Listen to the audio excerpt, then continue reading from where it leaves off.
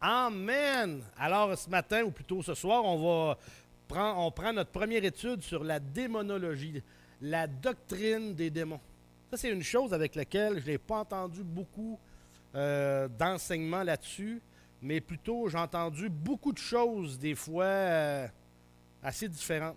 Mais on va toucher à soir, vraiment, puis on va commencer parce qu'on n'est pas prêt de passer au travers. Là. On a quelques mercredis à passer au travers parce qu'on va toucher à beaucoup de choses. On va toucher à qui sont, c'est quoi les démons, qu'est-ce qu'il y en est, ce qu'ils ont fait dans le passé, les œuvres qu'ils ont faites. Puis tout ça, on va aller fouiller dans la parole. Fait que aiguisez vos doigts pour pouvoir justement aller sonder les Écritures parce on va s'attaquer aux Écritures. Alors, c'est ce qu'on regarde, la démonologie, la doctrine des anges déchus. Et on va commencer par la prière. Prions.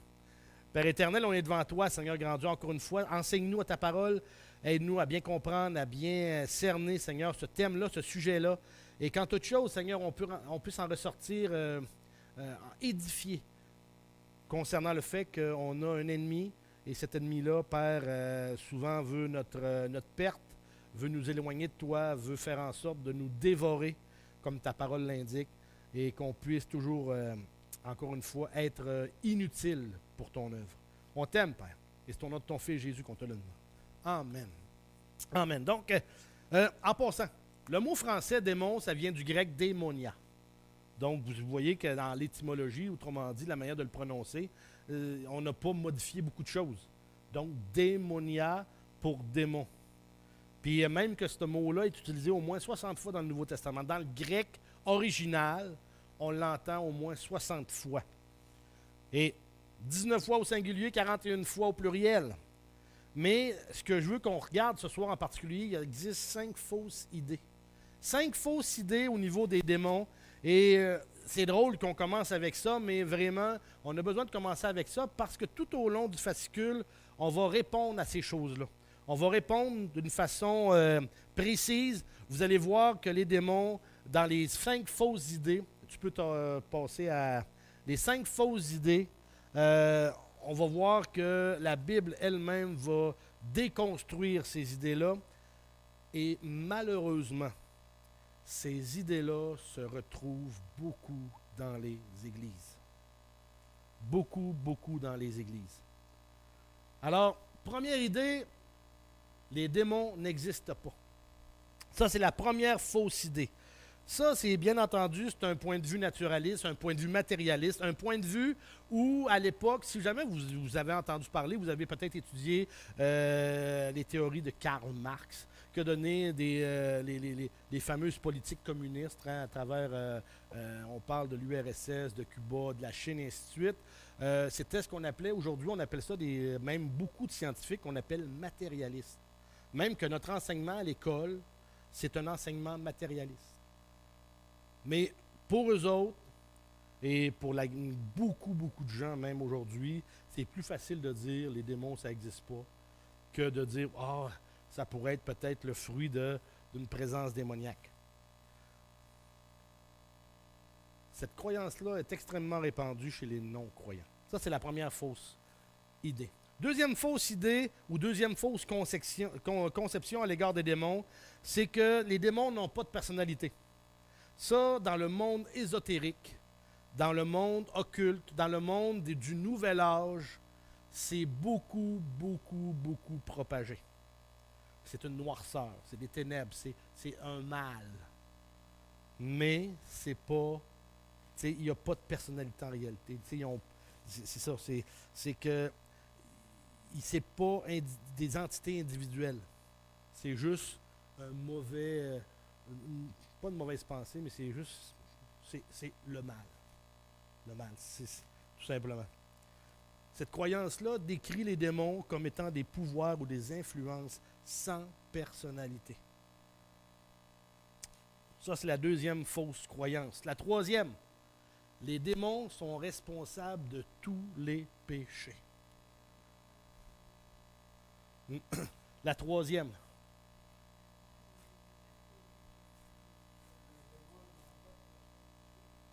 Mm-hmm. Ouais. Ouais. Il y en a beaucoup qui croient ça. Parce que, comme je vous dis, souvent dans le monde ésotérique, c'est pas grave, c'est le temps de poser des questions. Dans le monde ésotérique, c'est beaucoup ça. Ma sœur est dans cet univers-là. Puis une fois, je parlais avec elle, puis il n'y a pas si longtemps que ça. Et puis pour elle, c'était justement des mauvaises influences, un pouvoir, c'était une noirceur, c'était des ténèbres, c'était, tu sais, mais c'était pas une entité fixe, une entité X précis. Donc c'est la raison, puis c'est pour ça que je vous dis que c'est beaucoup dans le monde du Nouvel Âge que c'est mentionné cet aspect-là. Troisième fausse conception. Les démons sont responsables de tous les péchés. Il y a beaucoup de chrétiens, des fois, qui soutiennent cette mentalité-là ou cette pensée-là. Et c'est malheureux.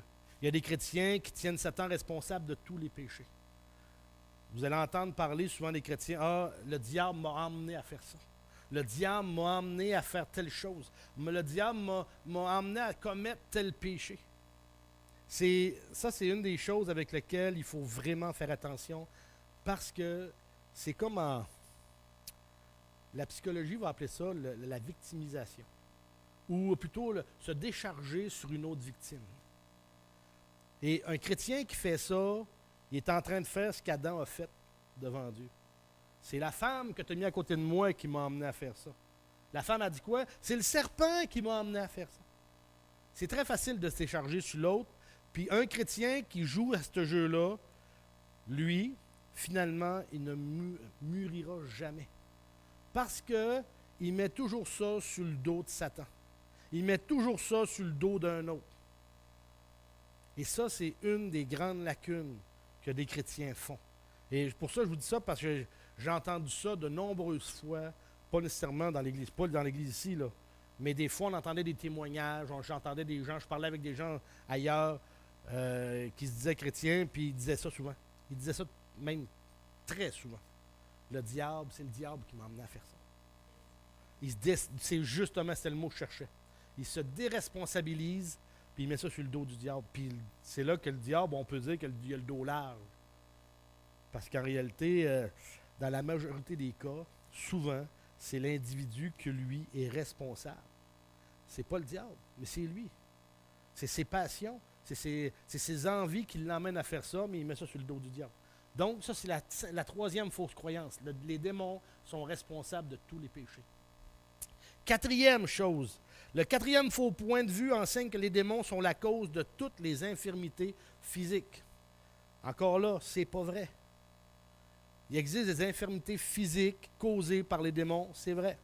Mais ce n'est pas toutes les infirmités qui sont causées par des démons. Malheureusement, notre nature est pécheresse. Quand Adam a désobéi et que tu es chassé du paradis terrestre, la nature humaine, notre corps physique a commencé à se détériorer petit à petit de génération en génération. Aujourd'hui, les scientifiques appellent ça des mutations. Ils vont donner toutes sortes de noms.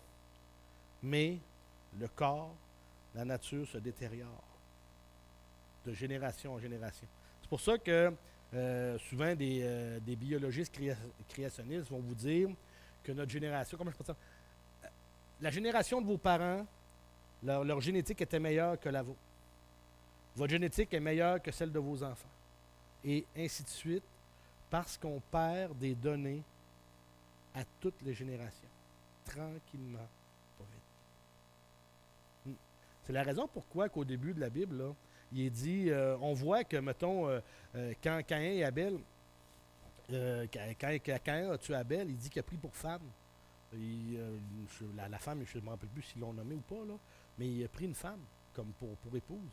Mais cette femme-là, c'était probablement soit sa sœur, soit une nièce, mais c'était de la famille proche, parce qu'il a commencé avec un couple, Adam et Ève.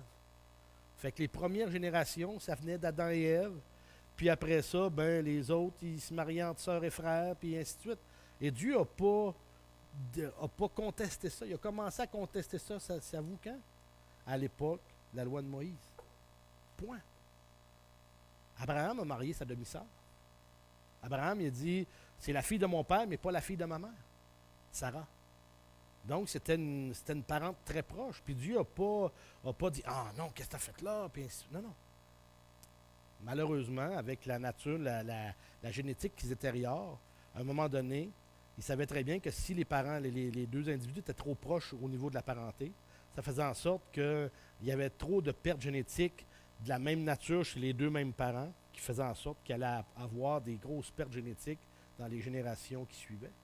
C'est la raison pourquoi, qu'à un moment donné, dans la loi de Moïse, il n'était pas question de marier sa sœur, marier même une tante, marier, tu sais, trop proche. C'est pas juste pour la moralité, c'était la génétique.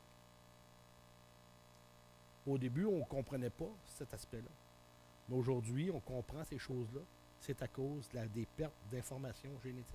En tout cas, donc, les infirmités physiques, souvent, c'est ça. Donc, c'est pas juste les démons qui peuvent être la cause, puis c'est pas, justement, c'est pas la cause de toutes les infirmités, les démons. Cinquième et dernière chose, les démons sont responsables de tous les désordres mentaux. Ça aussi, c'est une autre fausse conception concernant les démons. Les démons peuvent être responsables de certaines maladies mentales, c'est vrai. Mais il est faux de prétendre qu'ils sont la cause de toutes les maladies mentales. Les 5 fausses conceptions, là, pourquoi on les énumère là? Parce qu'on va toutes les déconstruire au fur et à mesure en s'en allant passer à travers. Mais là, j'avais besoin de pouvoir mettre ça en relief. Puis Dr. Frutenbaum avait besoin de mettre ça au départ en relief pour pouvoir les déconstruire. Pour la simple et unique raison que lui-même, probablement, quand il a construit son étude sur la démonologie, il était tout le temps en train de faire référence ou obligé de déconstruire ces 5 fausses accusations-là ou 5 fausses conceptions et qu'il a décidé de partir avec ça pour pouvoir y aller et déconstruire toutes ces 5 fausses idées par rapport à ça. Bon, allons-y maintenant avec notre premier point. Tu peux changer, François. Vas-y, une autre coup. L'existence des démons. Est-ce que la Bible enseigne que les démons existent? Oui. Oui. Puis on va justement regarder, puis on va le confirmer à 3 niveaux, ce point de vue-là, que la Bible enseigne que les démons existent. Premièrement, confirmation par chaque auteur du Nouveau Testament. Vous voyez ici Matthieu, Marc, Luc et Jean. Paul, Pierre, Jacques. Ah, gars, j'ai eu une erreur. Jacques, en tout cas, peu importe, laissez de même. C'est parce que j'ai changé. Non, ce que je ne changeais pas, c'est parce que j'ai travaillé sur un PowerPoint d'un certain logiciel, puis là, c'est un autre logiciel. Fait que ça arrive des bugs demain. Fait que, première des choses qu'on peut voir, c'est que Matthieu fait état des démons dans les passages suivants. On ne regardera pas tous les passages parce qu'il y a beaucoup de passages. Matthieu 4, 24, 8, 16, vous voyez la liste dans votre livre. Vraiment, regardons chapitre 4, verset 24, juste le premier. Mais si jamais vous voulez... Hein? Matthieu 4, 24.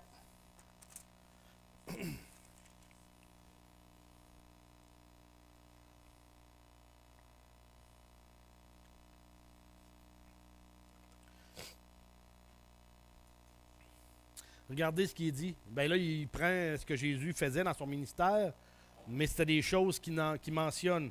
Matthieu 4, 24 nous dit « Sa renommée se répandit dans toute la Syrie. On lui amenait tous ceux qui souffraient de maladies, de douleurs, de divers genres, des démoniaques, des lunatiques, des paralytiques, et il les guérissait. » Alors Matthieu fait mention de l'existence de démons parce qu'il y a des gens qui en sont possédés.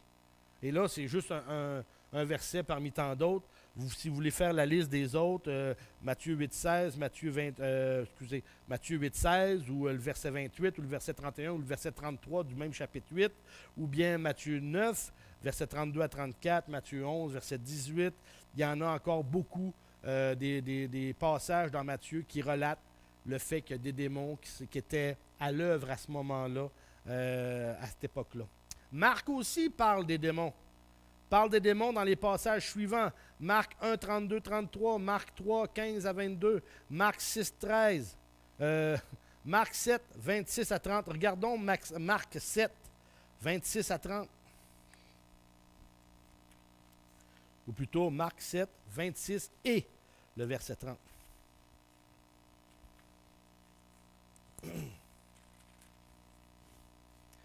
Marc 7, verset 26. Cette femme était grecque, syro-phénicienne d'origine. Elle le pria de chasser le démon hors de sa fille. Jésus lui dit, et là la suite des choses, allons au verset 30. Et quand elle rentra dans sa maison, elle trouva l'enfant couché sur son lit. Le lit, le démon étant sorti de lui. Donc Marc fait mention que oui, il y a des démons. Il y a des démons, ça existe. Luc, vous savez, Luc est l'auteur de 2 livres. L'Évangile de Luc, le livre des Actes. Et encore une fois, Luc aussi fait mention de démons dans plusieurs passages. Luc 4, 33, 7, 33, 8, verset 2, le verset 27, verset 36, 35, 36, 38, et ainsi de suite. Autant dans l'Évangile de Luc, Luc fait mention des démons, autant Luc aussi fait mention des démons dans le livre des Actes. Acte 5, verset 16, Acte 8, verset 7.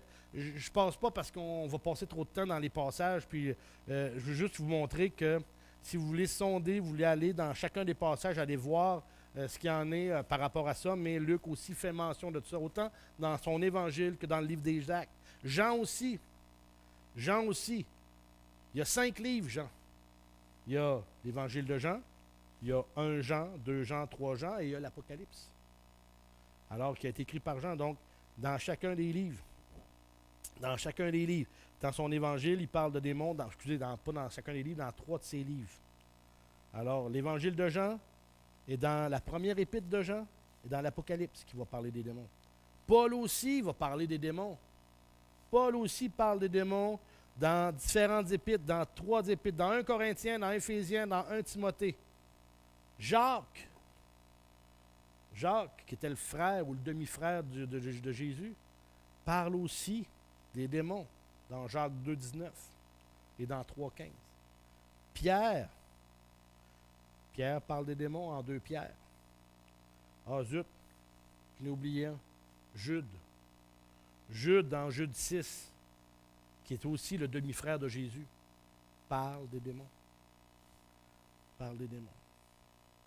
Alors, voyez-vous que dans les auteurs du Nouveau Testament, tous parlent des démons.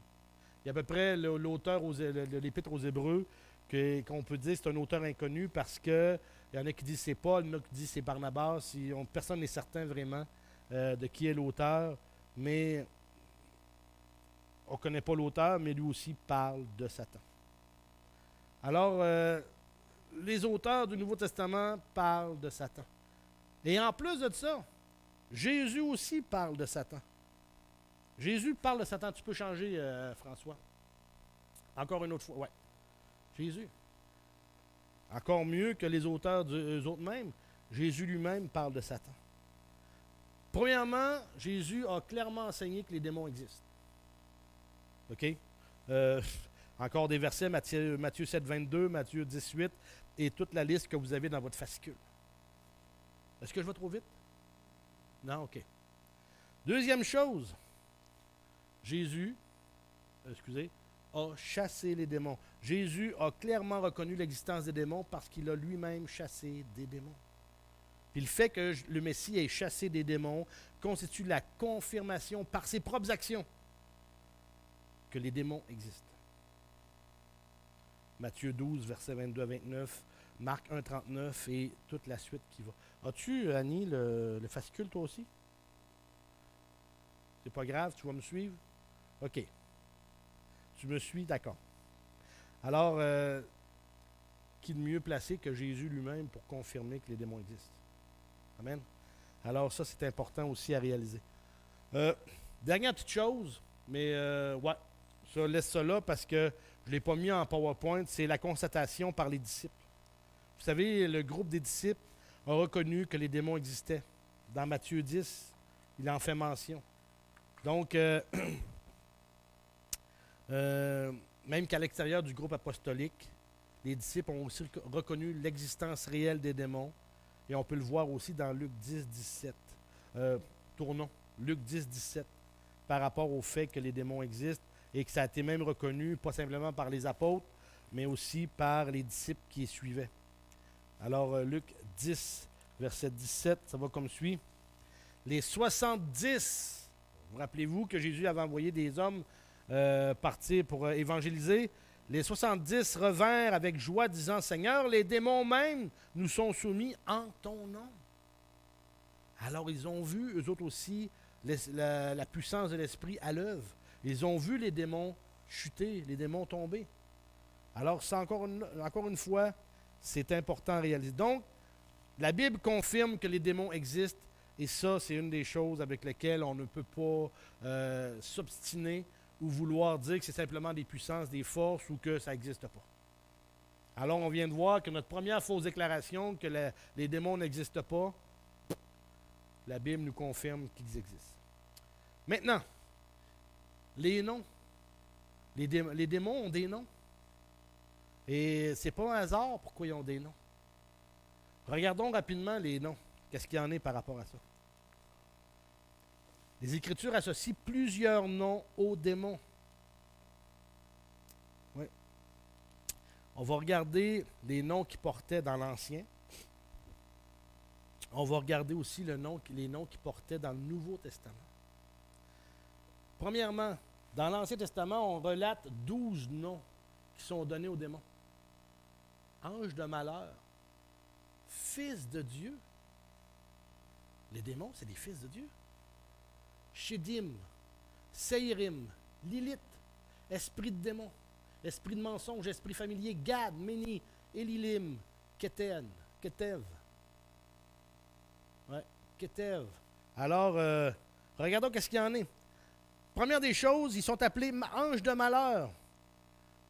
Parce que c'est ce qu'ils sont réellement, des anges de malheur. Parce que le mot ange signifie messager. Alors, ceux qui sont les messagers de Satan, c'est des anges de malheur, c'est des messagers de malheur. On ne tournera pas tout dans les versets, encore une fois, parce que le temps va nous manquer. Deuxième chose, mais ceux-là qui nous intéressent le plus, on va fouiller dans les versets. Ils sont appelés fils de Dieu. Et fils de Dieu, on voit ça dans Genèse chapitre 6. Genèse chapitre 6. Si vous voulez voir qu'est-ce qu'il y en est. Regardez ce qui est dit au verset 2. Ça dit ceci, Genèse 6, 2. Au verset 1 en commençant. Lorsque les hommes eurent commencé à se multiplier sur la face de la terre et que des filles leur furent nées, les fils de Dieu virent que les filles des hommes étaient belles. Ils en prirent pour femmes parmi toutes celles qu'ils choisirent. Alors l'Éternel dit, « Mon esprit ne restera pas toujours dans l'homme, car l'homme n'est que chair et ses jours seront de 120 ans. » Les fils de Dieu qu'il y a ici, c'est, premièrement, là, on voit tout de suite que ce n'est pas des anges de Dieu. Parce que, oui, ce sont des fils de Dieu aussi, parce qu'on sait que dans tout l'Ancien Testament, toutes les fois que c'est marqué fils de Dieu qui s'est mentionné, ça concerne toujours les anges. Ça, c'est automatique pour l'Ancien Testament. Mais Genèse 6 est extrêmement particulier. Beaucoup se cassent les dents sur ce chapitre-là. Beaucoup se cassent les dents et pour faire fitter leur compréhension ou leur a priori ou leur comment on appelle ça donc? Leurs préjugés vont tordre Genèse chapitre 6 pour faire rentrer ça dans leur conception. Pourquoi c'est des démons qui arrivent et qui prennent des femmes sur terre. Parce que beaucoup vont se casser la gueule en disant « Ah, c'est la lignée de Seth. » Tu sais, quand a tué Abel, c'est dit qu'Adam a eu un autre fils qui s'appelait Seth. Et que c'est la lignée de Seth. Mais malheureusement, étymologiquement, quand on regarde l'hébreu, ça n'a pas rapport avec Seth. Ça n'a aucunement rapport avec Seth. Deuxièmement, l'avertissement qui sort au verset 3, c'est un avertissement bien précis pour une cause extrêmement précise. Et encore une fois, ce n'est pas les fils de Seth qui sont là. Et c'est la raison pourquoi Genèse chapitre 6, c'est la raison pourquoi que aussi Dieu va prendre la décision d'emmener le déluge. C'est extrêmement ce qui se passe au verset 1 et 2 du chapitre 6, c'est majeur. Et c'est la raison du déluge. C'est vrai. c'est que Satan, on en reparlera parce que c'est la semaine prochaine, on embarque là-dessus tout de suite. C'est pour ça que là, je fais juste la base pour qu'on puisse embarquer parce que c'est vraiment majeur. Puis beaucoup se cassent les dents sur ça. Même des créationnistes se cassent les dents. Ken Ham embarque là-dedans. Ken Ham, ça n'est un créationniste qui a fait beaucoup de travail, du bon travail. Mais malheureusement, ils ont des a priori, des préjugés, et ils veulent faire fitter le fait qu'ici, c'est des hommes avec des hommes. Puis malheureusement, ça ne fonctionne pas. Ça ne fonctionne pas. Alors, continuons maintenant. Donc, fils de Dieu. Troisièmement, le troisième nom qu'on retrouve, c'est Shedim. C'est un nom hébreu qui signifie dominer ou être seigneur. Et même cette expression-là est utilisée pour désigner des démons dans Deutéronome 32, 17, ainsi que dans le psaume 106, 37. Ce nom-là met l'emphase sur la volonté d'un démon de gouverner ou de dominer une personne. Quatrième nom utilisé, c'est le nom Sérim, qui va se référer à des démons ayant la forme de bouc. Ouais. On va le voir plus tard, ça. Les démons ont des formes s'apparentant à celles des animaux. C'est pas un hasard si les groupes sataniques utilisent souvent la tête de bouc comme symbole.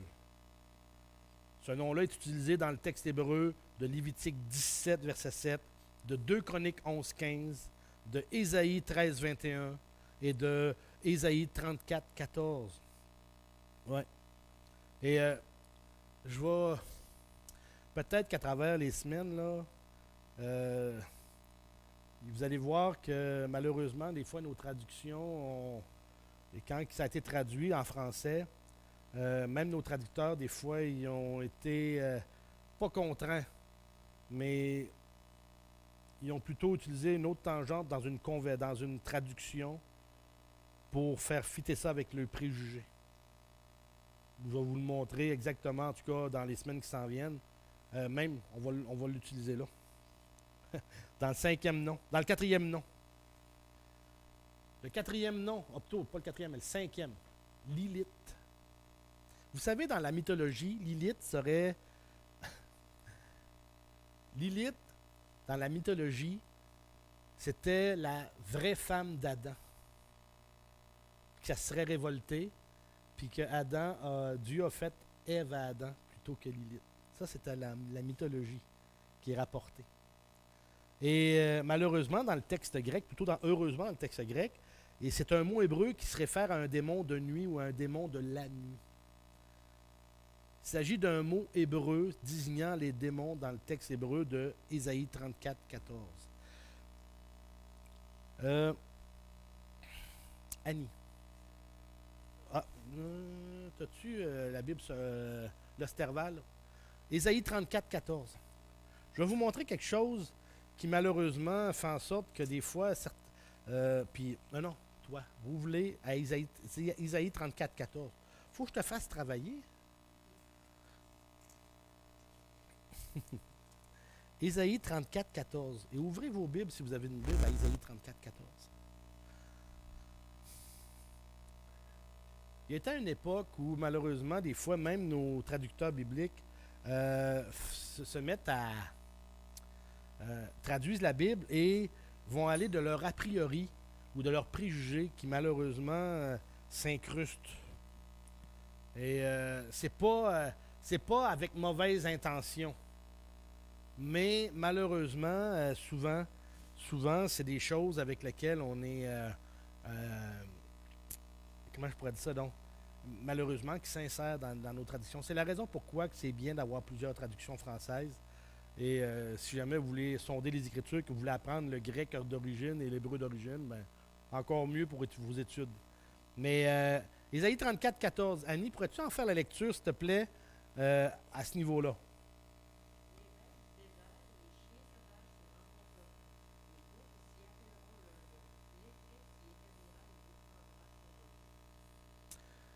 Parfait. L'effraie, hein? L'offraie? L'effraie. C'est un oiseau, c'est un rapace. Malheureusement, dans l'hébreu d'origine, la Louis II a réussi à à ramener. À ramener, puis à faire attention de ne pas faire en sorte de tomber dans des préjugés pour que, comme lui, là, qu'est-ce qu'il a fait? Il a traduit ça avec le nom d'un animal ou d'une espèce animale spécifique. Dans la Louis II, ça dit les animaux du désert, ils rencontreront les chiens sauvages, et les boucs s'y appelleront les uns les autres. Là, le spectre de la nuit aura sa demeure et trouvera son lieu de repos. Ça vient de changer toute la donne.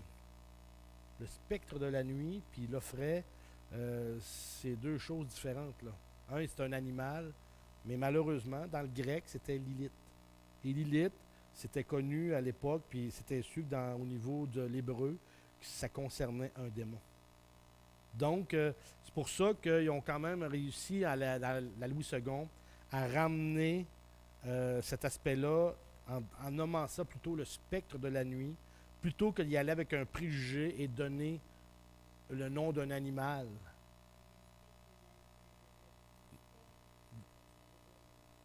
Ben oui, c'est ça, c'est un spectre. Donc, c'est la raison pourquoi ce que je veux dire par rapport à ça, c'est ça que je veux dire, c'est que malheureusement, même dans nos traductions françaises, même avec les meilleures intentions, des fois, on se laisse prendre dans nos préjugés quand on fait de la traduction.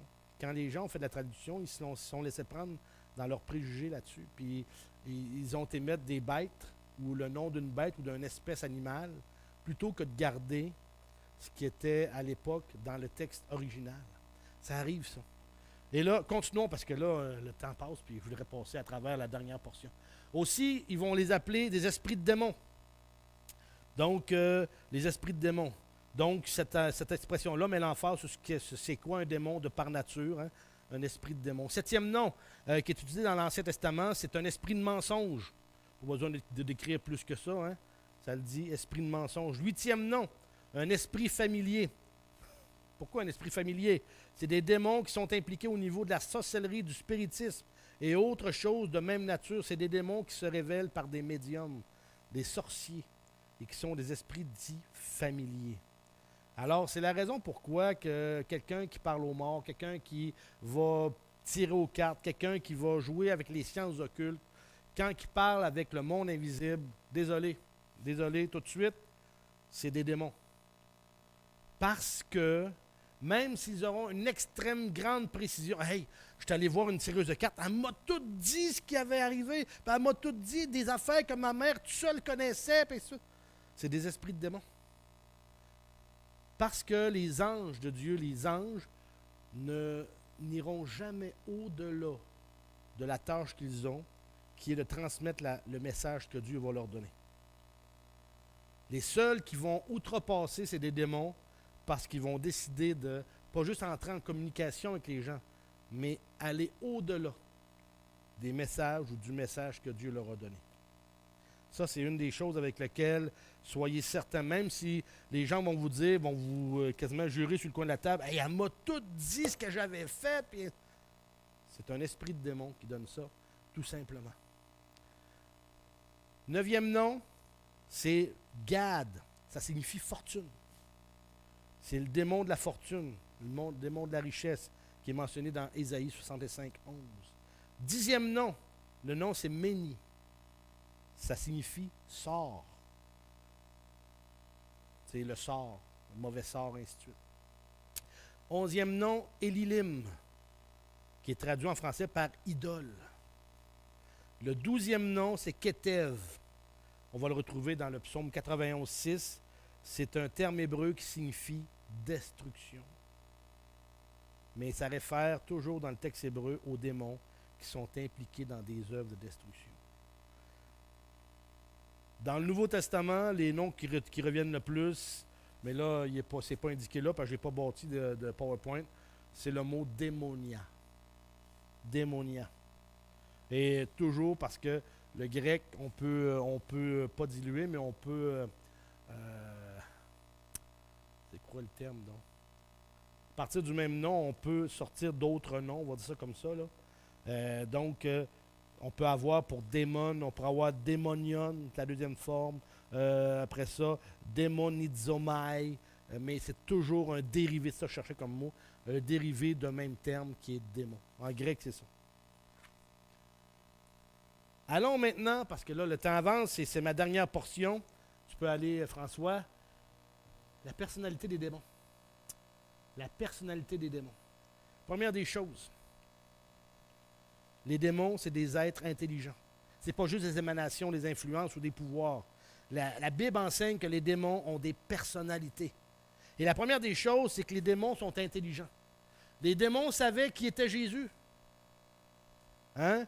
Ça, c'est dans Marc 1,24. Combien de fois le démon il dit « Qui es-tu? Pourquoi tu viens nous tourmenter, fils de Dieu? » Hein? Il savait tout de suite qui il était. Est-ce que tu viens nous tourmenter avant l'heure quand ils sont arrivés, puis que Jésus arrive, dit quel est ton nom? Légion est mon nom, puis permet qu'on y aille dans les pourceaux. Deuxième chose, les démons connaissaient leur destin. Justement, ils savaient que leur temps était à un moment donné, que ça allait s'achever, puis ça allait aller dans les temps de feu. Hein? Es-tu venu avant le temps pour nous tourmenter? Ça veut dire qu'ils sont au courant de ce qui s'en vient pour eux autres. Ils savent très bien ce qui s'en vient. Troisième chose, les démons connaissaient à la fois Jésus et Paul. Vous rappelez-vous dans le livre des Actes, quand les fils d'un certain homme, 7 fils de Sheva, je pense que c'est ça, hein, qui exorcisaient. Et il disait aux démons, on t'exhorte, ou plutôt on t'intime l'ordre de partir au nom de Jésus que Paul prêche. Et le démon, qu'est-ce qu'il a répondu? Je sais qui est Jésus, je sais qui est Paul, mais vous, qui êtes-vous? Hein, ils connaissent, ils savent. Ensuite, les démons savent qu'il n'y a qu'un seul Dieu. Jacques 2,19. Hein? Les démons savent. Comment c'était quoi dans 2,19? Blanc de mémoire. Allons dans notre. Ça arrive. 2,19. Tu crois qu'il y a un seul Dieu, tu fais bien, les démons le croient aussi et ils tremblent. Les démons le savent aussi. Les démons ont un système contrefait de doctrine. Verset 5, plutôt le 5e. 1 Timothée chapitre 4, verset 3. Page 9 en bas. 1 Timothée 4. J'essaie d'aller vite parce que je vois que le temps presse, le temps avance, là, puis je veux qu'on puisse prier. Puis, 1 Timothée 4, verset 1 à 3. Hein? Mais l'Esprit dit expressément que dans les derniers temps, quelques-uns abandonneront la foi pour s'attacher à quoi? À des esprits séducteurs et à des doctrines de démons. Tout simplement. Ils ont un système de doctrine. 6e point, les démons ont l'habilité de communiquer par la parole. Par la parole. Alors, Luc 4, encore une fois, je reprends le même exemple. Quand Jésus est arrivé, puis lui qui était le possédé de Gadara, l'homme de Gadara, là, qui se promenait tout nu à travers les tombes, là, ben c'est ça. Fait que les démons ont dit, peux-tu nous envoyer dans les pourceaux? Donc ils communiquaient. Autre chose, tu peux tourner, François. L'intelligence des démons. L'intelligence des démons. Les démons ont des émotions de colère et de fureur. Puis les démons ont des émotions de peur. Donc, ils ont des émotions de colère et de fureur. Matthieu 8, 28. Tournons. Matthieu 8, 28. Ce qui est dit. Matthieu 8, verset 28. 8, 28. Lorsqu'il fut sur l'autre bord dans le pays des Gadaréniens, 2 démoniaques sortant des sépulcres vinrent au-devant de lui et ils étaient si furieux que personne n'osait passer par là. Ouais. Mais ces mêmes démons-là aussi ont des émotions de peur. Hein? Dans Jacques 2,19, encore une fois, ils croient qu'ils ont un seul Dieu, puis ils craignent, ils tremblent. Il y a Matthieu 28, 8, 29 aussi, et... donc, on voit qu'ils ont des émotions. Ils n'ont pas simplement... Ils sont intelligents. On voit qu'ils ont des émotions. Ça veut dire que ils ont de l'intelligence. Ils ont des émotions. Puis on voit le 3e point. Vas-y, François, le 3e. La capacité de décider des démons. Les démons ont la capacité de décider. La possibilité de faire des requêtes. Ils peuvent décider de désobéir à des commandements, des ordres. Ils peuvent décider de quitter une personne. Bon, j'ai écrit par-dessus. Et on va aller tout de suite. Et de chercher une autre place pour vivre ou de retourner à l'endroit où ils étaient auparavant. Alors, la capacité de décider, la capacité de faire des requêtes. Même principe, encore une fois, est-ce qu'on peut aller dans les pourceaux? Hein? Et là, il y a d'autres passages aussi, Matthieu 28, 29, Luc 8, 32. Deuxièmement, ils peuvent décider d'obéir à des commandements ou de désobéir à des commandements. Luc 4. Luc 4. Ça va jusqu'à date? OK. Luc 4, verset 35. Luc 4, 35. Jésus le menaça, disant, « Tais-toi, sors de cet homme. » Et le démon le jeta au milieu de l'assemblée et sortit de lui sans lui faire aucun mal. Tous furent saisis de stupeur et ils se disaient les uns aux autres, « Quelle est cette parole? » Il commande avec autorité et puissance aux esprits impurs et ils sortent. Alors les démons peuvent justement, ils peuvent décider d'obéir à des commandements et des ordres. Et le dernier point, comme j'ai dit tout à l'heure, ils peuvent décider de quitter une personne, de chercher un autre endroit pour vivre ou retourner à l'endroit. Ça, c'est Matthieu 12. Vous vous rappelez? Un homme qui a été exorcisé d'un esprit démoniaque. Le démon a erré, il a voulu retourner, puis il a vu que la pièce était ornée, puis était nettoyée. Mais il a retourné chercher des démons plus puissants que lui pour en revenir. Alors, ça fait partie de ça. Les démons possèdent donc les 3 attributs qui caractérisent la personnalité.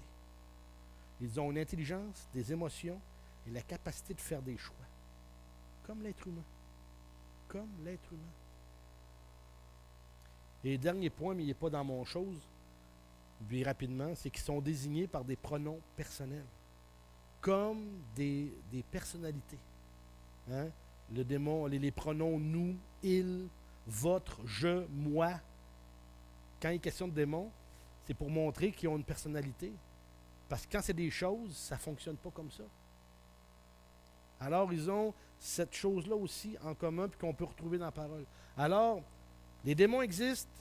On voit qu'ils sont nommés de différents noms, autant dans l'Ancien que dans le Nouveau Testament, et ils ont une personnalité propre. Alors, on vient de défaire actuellement 3 des 5 questions, des 5 fausses conceptions qu'on avait au tout début. Et on va continuer là-dessus la semaine prochaine. On va parler de l'origine des démons. On va voir qu'est-ce qu'il y en est, on va voir qu'est-ce qui s'est passé, on va voir ce qui s'est produit.